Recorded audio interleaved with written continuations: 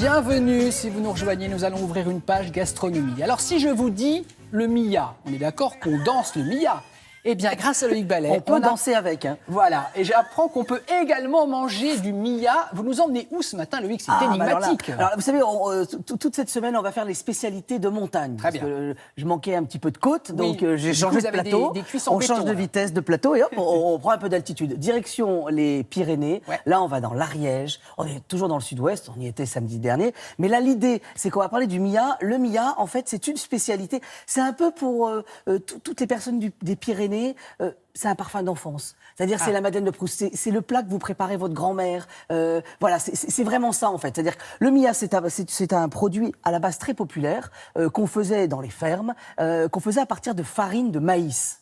Alors, ça n'a rien à voir avec la polenta, qu'on peut connaître, qui est une semoule de maïs qu'on connaît dans les Alpes, qui est plutôt italienne. Mais là, plutôt, c'est une préparation à partir de lait, de farine de maïs. Et ensuite, une fois qu'on a fait cette pâte, on va couper des petites tranches, on va les faire frire avec un petit peu de sucre, avec des pommes flambées, avec des choses. Alors, c'est extrêmement gourmand. Oui, c'est curieux. C'est curieux. Ça, c'est frais. Et ça, c'est cuit. Voilà, ça, c'est préparé. Ah bah, c'est généreux. C'est un plat de montagne. C'est un plat de grand-mère. Voilà. Et donc, nous sommes allés voir le pape du Mia. Alors, c'est Christian Gimbred. Et alors là, Christian, il est à la base fromager. C'est son papa qui lui a transmis ce métier-là. Il a un moulin merveilleux juste après Saint-Giron, quand on part comme ça, là-bas, dans la vallée. Et c'est assez magique parce que il le fait tous les jours avec amour. Donc nous y sommes allés. Magnifique.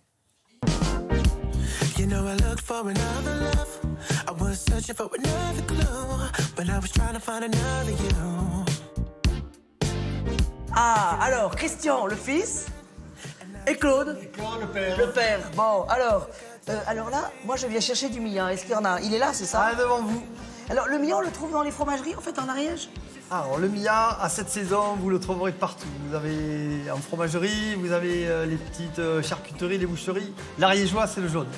Et il le fait bien ou pas, le fiston Je pense qu'il le fait très bien. Et il fait pas mal, ouais. Je crois que c'est le meilleur. C'est vrai? Ah, bah oui. Et vous dites pas ça parce que c'est votre fils, hein? Non, pas du tout. Bon.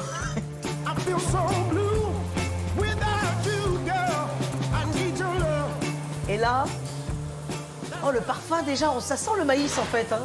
Ça sent le maïs, oui. Ouais. Alors là, ça commence à cuire. Oui. On a mis le mélange, de l'eau, du lait. Oui. Un peu de sel et un petit peu de graisse. On a fait chauffer, bien bouillir et on a jeté la farine de maïs. Pour moi, la farine de maïs, c'était forcément jaune. Alors le maïs ancien, Oui. attention, il est là, ça c'est du blanc. Alors ça, c'est le maïs qu'on va plutôt cuire pour faire les recettes côté Languedoc, quoi. D'accord. Narbonne, la montagne noire, tout ça. Ah oui, parce que chaque région oui. a sa couleur du Mia, en fait. Chaque région, chaque vallée. Après, côté Gascogne, c'est le jaune, c'est celui-là. D'accord. Et alors, la différence entre les deux, là? Le grain de maïs, tout simplement. Qui est plus coloré. Là, il faut que ça cuise tranquillement, une petite heure. D'accord. Le Mia aime prendre son temps. Exactement. Il se mérite, en fait. C'est juste ça.